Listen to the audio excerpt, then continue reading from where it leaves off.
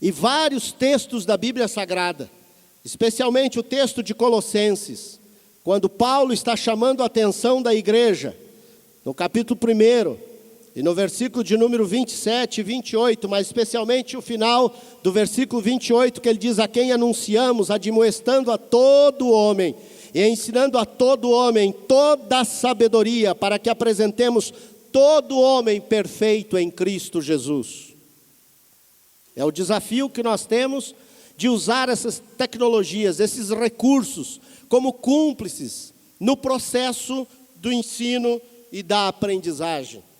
Por isto, é um desafio que nós temos pela frente. E nesse aspecto, nós podemos considerar a tecnologia como uma maravilha. Podemos ficar boquiabertos por essa tecnologia, pelos recursos e por tudo que temos. Mas precisamos, meus irmãos, lembrar e destacar que a coisa mais importante que nós devemos ter em consideração é o que realmente estamos aprendendo, e nem tão, às vezes, o que só apenas nós estamos ensinando, porque parece que é uma tendência de nós pensarmos: eu dei a minha aula, eu cumpri com a minha tarefa, e agora deixa o Espírito Santo agir. Nós temos essa tendência realmente, e contamos com a presença do Espírito Santo, mas muitas vezes, no cumprirmos a nossa tarefa, nesse caminho, nesse processo, neste andar do ensino e da aprendizagem, nós não estamos percebendo que o uso dos recursos e das tecnologias, eles vão fazer-se e tornar-se instrumentos pelos quais o Espírito Santo vai abençoar as vidas e vai acontecer realmente aquilo que nós desejamos que eles venham a aprender.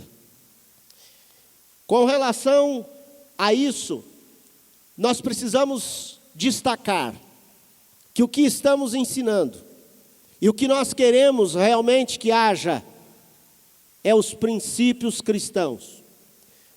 Esses ensinamentos bíblicos, esses ensinamentos que vêm, a origem deles tem que ser da Bíblia Sagrada, porque eles são bibliocêntricos, porque às vezes nós tiramos o foco do ensino, tiramos o foco do conteúdo e passamos o foco para as necessidades. Eu, como superintendente de escola dominical, eu ouvia muito isso dos professores. Eu tive um trabalho longo para tirar, porque a reclamação porque não tinham sala, a reclamação porque não tinham cadeira, a reclamação porque não tinham quadro, a reclamação porque não tinham isso, não tinham aquilo, mas se esqueciam de que o conteúdo que eles estavam e precisavam passar era mais importante do que os recursos. Eu digo, o recurso não deixa de ser importante, porém, se nós não dermos atenção para o conteúdo, seria lançarmos mão da tecnologia, seria a mesma coisa que nós começarmos a trabalhar na periferia. E eu uso uma metáfora aqui, que é de um autor americano, que ele diz que seria mesmo que a gente molhar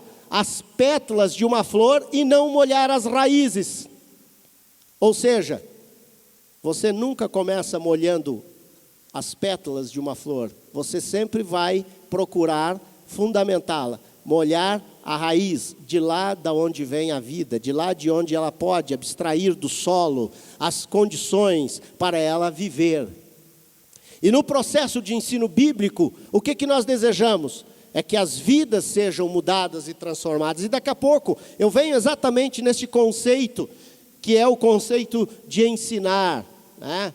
O conceito de trabalhar com os valores eternos, de fundamentá-los na palavra de Deus. E é claro, os meios, os recursos, as ferramentas adequadas para que a palavra de Deus seja, primeiro, ensinada, e segundo, que haja também aprendizagem. Não é a tecnologia pela tecnologia, não é o recurso pelo recurso, mas isso tem que estar inserido num processo maior. Por isso, meus irmãos, daqui a pouco eu toco numa coisa chamada planejamento, que é importante nesse processo ser muito bem elaborado, para que nós venhamos, ao avaliarmos, ver que houve a aprendizagem. Esta era, então eu já mencionei que é a era em que nós vivemos no valor do conhecimento, em que as pessoas são avaliadas pelo conhecimento, de acordo com o conhecimento. e da forma como elas aplicam o conhecimento, seja no seu trabalho, seja na vida. Eu fui muitos anos vice-diretor de um colégio grande, um colégio particular em Porto Alegre. E uma das coisas que me chamava muito a atenção nos conselhos de classes era daquele aluno nota 10. Mas um aluno nota 10 que muitas vezes não conseguia trabalhar, ele trabalhava muito bem com a inteligência cognitiva, mas ele tinha algumas dificuldades para trabalhar emocionalmente, com as questões de relacionamento, com as questões até mesmo de possibilidades de em determinadas situações ele ter soluções. E hoje, no momento em que nós estamos vivendo, no mundo em que nós estamos vivendo, é a necessidade de desenvolver a aplicação do conhecimento em todos os setores da vida. E por isso, muitos slogans por aí, de escolas, especialmente escolas privadas, preparando para a vida, preparando para isso, preparando não só para o vestibular, mas preparando para essas outras áreas que envolvem a vida do ser humano. E é claro que a pergunta que eu faço neste momento é essa, aos professores, aos obreiros: que habilidades, que competências são necessárias para ensinar a palavra de Deus? E eu vou trabalhar algumas delas aqui. Primeiro, outra pergunta antes de entrar propriamente dito nessas habilidades: que recursos que perpassam os setores da vida humana que poderiam ser utilizados no nosso trabalho de ensino? Nós sabemos que hoje 82% dos empregos exige que o candidato tenha uma fluência tecnológica. Nós sabemos que é necessário utilizar a tecnologia, especialmente os computadores, como você está utilizando a sua caneta aí agora. Nós sabemos que a comunicação hoje é outra coisa importante no momento em que nós estamos diante de um grupo, de uma classe, mesmo que seja de 2, de 3, de 4, de 5 pessoas. E muitas vezes nós vemos professores da escola bíblica dominical com a revista na mão, diante dos seus alunos e lendo a revista. Ou às vezes numa classe infantil, o professor está sentadinho com a revistinha em cima da mesa e querendo ainda que as crianças fiquem quietas. Então, é necessário que nós venhamos saber transmitir as nossas ideias, transmitir esses pensamentos bíblicos, esses princípios bíblicos, esses mandamentos bíblicos para os alunos que estão na nossa frente. Sabemos que também hoje não se faz nada sozinho. É imprescindível o trabalho de equipe, de colaboração, uns com os outros. Normalmente numa classe, dificilmente nós vamos poder trabalhar só com um professor, porque todos nós um dia ficamos doentes, todos nós um dia temos uma dificuldade que muitas vezes se faz necessário a ausência e os alunos ficariam sem aquele que possa ministrar. Então é necessário desenvolver um trabalho de equipe. O papel do professor nesse mundo tecnológico não é apenas na transmissão, no saber transmitir o conhecimento bíblico para os seus alunos, mas também saber estimular os alunos a utilizarem e colocarem-se à disposição do que a ciência tem, que criem possibilidades, que permitam o conhecimento deles. Porque hoje, meu irmão, a informação, ela chega sem ser preciso ir na escola bíblica dominical, lá na igreja. É só entrar no site da escola dominical, é só nós pegarmos tudo que tem aí na internet, e nós temos uma aula abençoada. É só você pegar as Bíblias comentadas, as Bíblias online. Tudo está aí à nossa disposição. Para quê? Levantar no domingo de manhã e ir para lá ver um professor lendo na frente. E aí está uma das razões porque os membros das nossas igrejas não têm vindo para a escola dominical. Às vezes nós, obreiros e pastores, dizemos: mas eles não gostam da escola dominical. O que é que acontece? No mundo que nós vivemos hoje, que se trabalha 16, 17 horas, no mundo em que as pessoas se locomovem 30, 40, 50 quilômetros para assistir e participar de um culto, se não tivermos a condição, e nesse mundo, usarmos os recursos e fazer com que a transmissão do conhecimento bíblico se torne algo relevante para a vida do aluno, realmente ele não vai aparecer na nossa aula. E se nós, professores, se nós, obreiros, também ficarmos usando sempre o mesmo método, o método expositivo, domingo após domingo, dia após dia, e não usarmos nenhum outro recurso, e esses recursos que eu digo, pode ser recursos simples, mas que eles sejam inteligentemente adequados ao ensino que você está dando, é claro que o aluno não vai ter um incentivo para buscar a sua aula.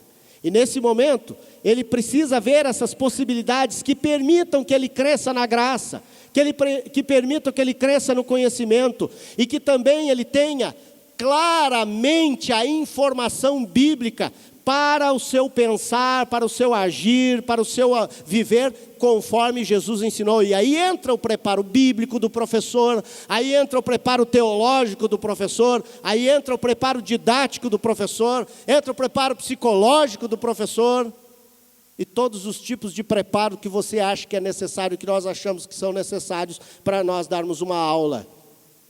E o que acontece é que a maioria dos professores acabam preparando a aula de amanhã de manhã, hoje é sábado, amanhã domingo, na noite de sábado. E aí dificilmente ele pode fazer uma seleção de métodos, escolher materiais, selecionar materiais para que ele possa dar uma aula abençoada, uma aula considerada, aquela aula que quando termina, os alunos dizem que pena que terminou. E aí acontece que a maioria das vezes termina a aula e os alunos já estavam dizendo amém, amém, amém e amém há muito tempo. O professor deve ter em sua mente, e nós educadores, nesse processo, no uso dessas tecnologias, o que é ensinar? O conceito que o pastor Marcos Tuller trouxe ontem é muito interessante. Mas eu quero trabalhar um pouquinho com uma percepção, um enfoque um pouquinho diferente de ensino. Eu quero trabalhar nesse conceito. Ensinar é proporcionar mudança de comportamento, através do despertamento da mente do aluno, guiando-o no processo da aprendizagem. Esse conceito está relacionado com um novo paradigma. O paradigma do passado é que o professor é que sabia tudo e o aluno não sabia nada. Era ou não era? As salas de aula, inclusive, elas tinham um local onde o professor até ficava mais alto do que os alunos. Este conceito era o conceito de transmissão, a própria arquitetura foi muito influenciado nisso, na Idade Média, aonde, os irmãos devem lembrar, os nossos primeiros templos, que altura ficava o púlpito. Os irmãos que sentavam nas cadeiras mais na frente, nos bancos mais na frente, num culto de 1h30, quando eles voltavam para casa, eles tinham que puxar o pescoço de volta para o lugar. De tanto tempo que eles ficavam, e tinham torcicolo até, flexionando e tentando ver os corais, ou o pregador, ou quem estava dirigindo. Isso é uma influência da época. Vocês sabem que a arquitetura, ela está muito ligada à educação. E ela reflete. Hoje nós já temos esses auditórios. Eu hoje numa sala de aula já fico preocupado quando está todo mundo sentado um atrás do outro. Eu gostaria já que todos estivessem em círculo, para que a gente não ficasse olhando para a nuca do outro, mas que pudesse ficar olhando para os olhos, para o rosto, para as fisionomias. Então, esse processo de ensino, ele trabalha com mudanças, ele trabalha com transformações. E ensinar aqui, ele está relacionado a um despertamento. Ele está relacionado, e hoje nós estamos celebrando os 100 anos do despertamento pentecostal. É claro que o Pentecostes não começou há 100 anos atrás, ele começou lá no dia de Pentecostes com a igreja primitiva. Mas o que houve há 100 anos atrás foi mudanças, foram transformações que movimentaram o mundo. E eu creio que hoje nós estamos vivendo um avivamento. E isso aqui faz parte deste avivamento que está trazendo irmãos e irmãs, lideranças, para uma nova forma de ensinar, para uma nova forma de conduzir esse processo, de conduzir o aluno a uma mudança de mente, a uma transformação. E aí cabe a nós algumas perguntas de nós para nós mesmos. Por que eu ensino? Às vezes nós pegamos o professor, e essa é uma culpa nossa, dos líderes, dos pastores. Faltou um professor e o irmãozinho está chegando na escola dominical e a gente passa, desatende aquela classe ali. É só umas crianças que tem ali. São só umas crianças que estão ali. Irmãos, isso é um pecado. É fundamental que nós venhamos ter a consciência e a convicção de que ensinar faz parte de um chamado, de um dom e de uma vocação que Deus nos deu para nós exercermos o ministério do ensino. Antes de sabermos utilizar a tecnologia, é necessário nós respondermos essa pergunta. É necessário nós pensarmos na nossa chamada e na nossa vocação para o ensino. Mas também não fique esperando muito que venha um anjo do céu e te dê uma visão. Não, já está aqui na Bíblia. Ide, fazei discípulos. Já está aqui a chamada. É só você se preparar. Mas você tem que ter convicção de que você está atendendo esse chamado do Senhor Jesus para realizar o trabalho do ensino. Um outro aspecto. Para quê? Onde é que eu vou chegar? Qual é o meu propósito como professor da escola bíblica dominical? Como ensinador? Eu quero alcançar a mente. Eu quero alcançar o coração. Eu quero alcançar a alma do meu aluno. Eu quero que Deus, através da sua palavra, faça a transformação na vida desse homem, dessa mulher, deste aluno. Ah, mas ele já é membro da igreja há 30 anos. Pois a Bíblia diz que nós vamos vivendo de fé em fé, de graça em graça, de vitória em vitória. A cada dia nós vamos crescendo na graça e vamos crescendo no conhecimento. Então esse processo tem que estar constante. Isso é constante, é uma revelação progressiva da palavra de Deus. E o nosso constante estudo da palavra responde a esta pergunta. E especialmente, irmãos, se nós estamos entregues nas mãos do Espírito Santo, aí nós não vamos nos preocupar somente com as técnicas ou com os recursos, mas nós vamos nos preocupar realmente com aquilo que Deus se preocupa. Porque diz em Hebreus, no capítulo 10 e no versículo 6, que Deus poria nos seus corações as suas leis e sobre as suas mentes as escreveria. É claro que nós temos que ter essa consciência do para quê, porque nós estamos em desvantagem.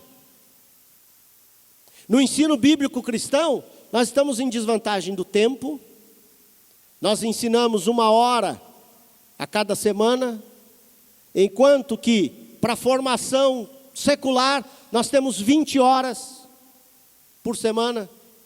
Nós temos 52 finais de semana na escola bíblica dominical. Isso se o membro, se o aluno estiver em todas as reuniões de escola bíblica dominical, de escola dominical. E nós temos 200 dias, no mínimo, de participação dele na atividade secular. Ou seja, as pessoas, para se preparar para uma vida de 50, 60, 70, 80, 90 anos, investem na sua formação, no mínimo 200 horas por ano, 200 dias letivos no ano, 800 horas no ano, e nós investimos na escola bíblica dominical apenas 1 hora. Isso significa 2 horas no ano. Então a desvantagem ela é muito grande. E isso eu não estou falando do tempo que as outras informações chegam na mente desse aluno. Então o que nós precisamos? Nós precisamos correr. Nós precisamos nos agilizar e entender claramente para que estamos ensinando. O outro aspecto que nós devemos lembrar aqui é o que nós estamos ensinando. Nesses 50, 60 minutos de ensino, qual é a consciência que eu tenho? Será que eu chego na aula preparado para realmente ter um conteúdo relevante, um conteúdo importante para a vida desses alunos? Será que realmente eu selecionei ou de repente eu começo a contar experiências pessoais, coisas ínfimas, coisas efêmeras que serviam em determinado momento e abandonamos a Bíblia Sagrada, abandonamos os princípios da palavra de Deus, deixamos eles de lado. E aí quando vai chegando lá nos últimos 10 minutos, não vai dar tempo hoje para nós estudar essa lição aqui, e nunca mais estuda. o que você está ensinando. Um outro aspecto é você saber quem é que você ensina. Quem é o seu aluno? Da onde ele vem? Qual é a sua formação? No passado se dizia, não, a criança, especialmente estou mencionando a criança, é aquela folhinha branca, que não tem nada, então a gente vai começar a colocar ali as primeiras informações.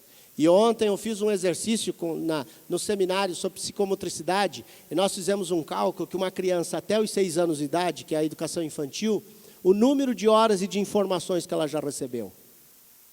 E o que ela já ouviu? Especialmente nesta geração de creches, e geração de escolas infantis, de educação infantil, que a mãe precisa aos 4 meses deixar a criança num local desses. E nós sabemos que biologicamente ele já recebe, na sua cadeia genética, as informações genéticas que são passadas dos pais para eles. Quem é o nosso aluno que está na nossa classe hoje? Ele é da periferia, tem que ter mais cuidado. Ele está com fome muitas vezes. Ele veio de uma família que viu, e há poucos dias eu estava vendo uma reportagem, por exemplo, naquele caso, daquele ônibus que foi sequestrado há uns 2 anos passados, lá no Rio de Janeiro, daquele moço que sequestrou o ônibus e que quando eles estavam já saindo do ônibus, ele com a refém, e aí quando aquele policial atirou e matou a refém, e aí um canal especialista foi fazer uma reportagem da vida daquele rapaz. E aos 4 anos de idade,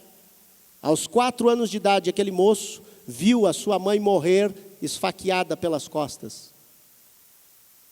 Quem é o nosso aluno? A quem nós ensinamos?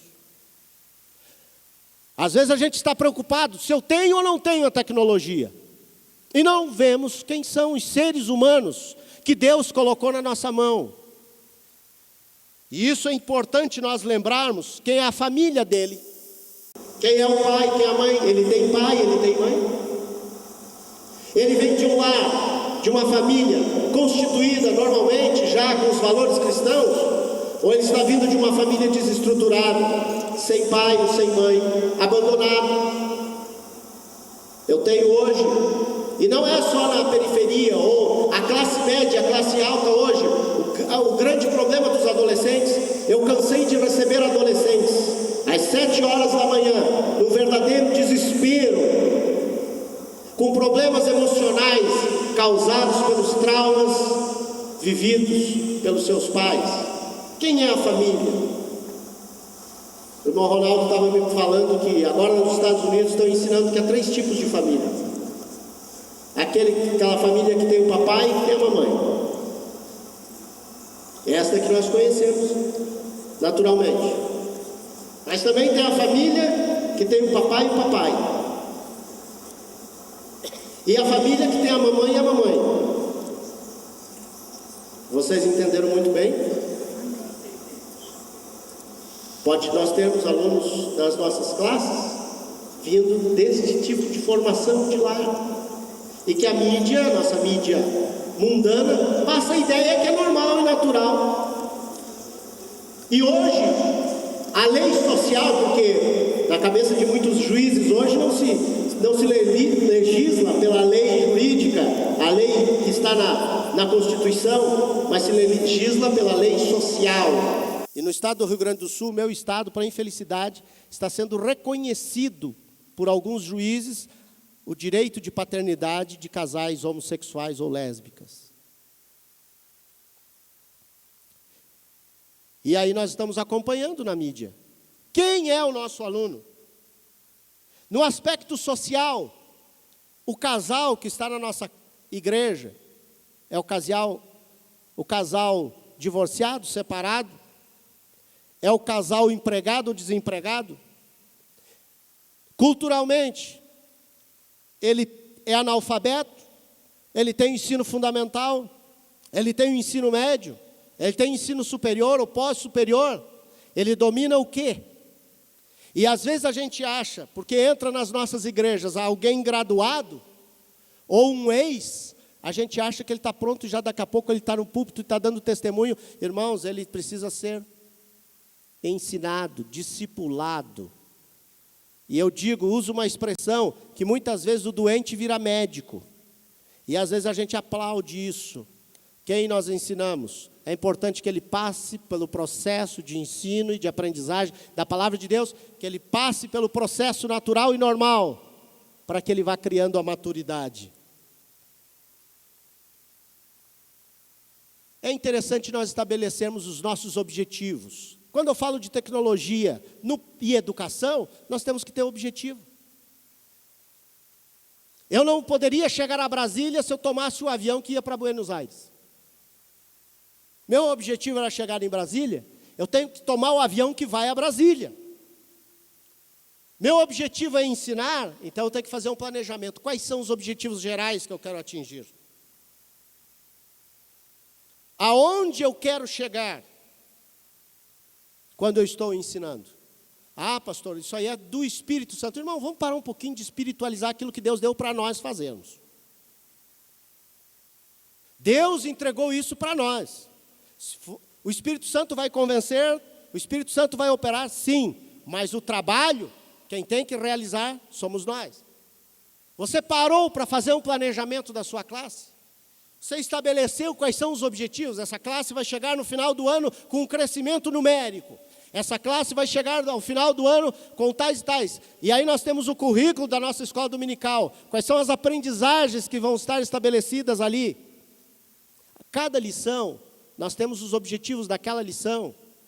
Mas além disso, você precisa, como professor ou professora, como ensinador, nesse processo, inserir no seu objetivo. Bem, eu posso utilizar as ferramentas da tecnologia.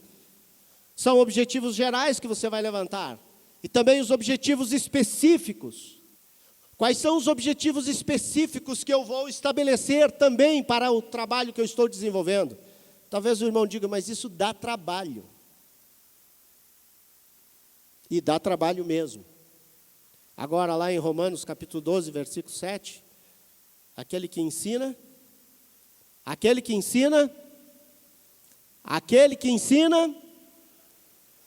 haja dedicação ou esmere-se no fazê-lo.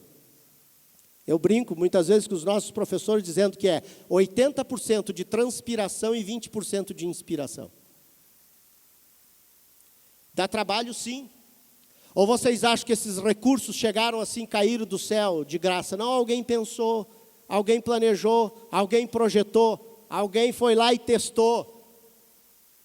A sua aula, o seu trabalho, ele precisa ser levado em consideração nos seus objetivos e também você desenvolver um planejamento, um plano de ensino, aonde você vai destacar no seu plano de ensino, isso aqui é processo de ensino, onde você vai destacar qual é a realidade que você conhece do seu aluno.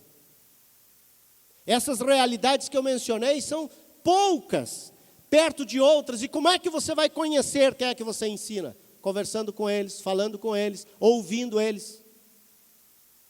Porque às vezes o aluno entra calado e sai calado da nossa aula e nós não demos uma oportunidade para ele participar, para ele expor. E às vezes o nosso ensino, como não tem sido planejado, para se adequar à realidade do nosso aluno, nós estamos falando algo que ele não está entendendo, nós estamos tratando de algo que ele não está compreendendo, e isso não está sendo elaborado. Essa realidade familiar, essa realidade social, essa realidade cultural, essa realidade econômica. Como é que se ensina alguém que está com fome? Como é que se ensina alguém que viu uma violência ou foi violentado na infância? Como é que se ensina alguém que está viciado? Porque nós fazemos uma ideia no nosso planejamento que estão todos santos, irmãos. Que ninguém tem defeito. Especialmente com esse evangelho da prosperidade que anda por aí, com essa teologia da prosperidade que vem para Jesus e tudo vai ser resolvido. E aí nós fazemos um planejamento fora da realidade do nosso aluno.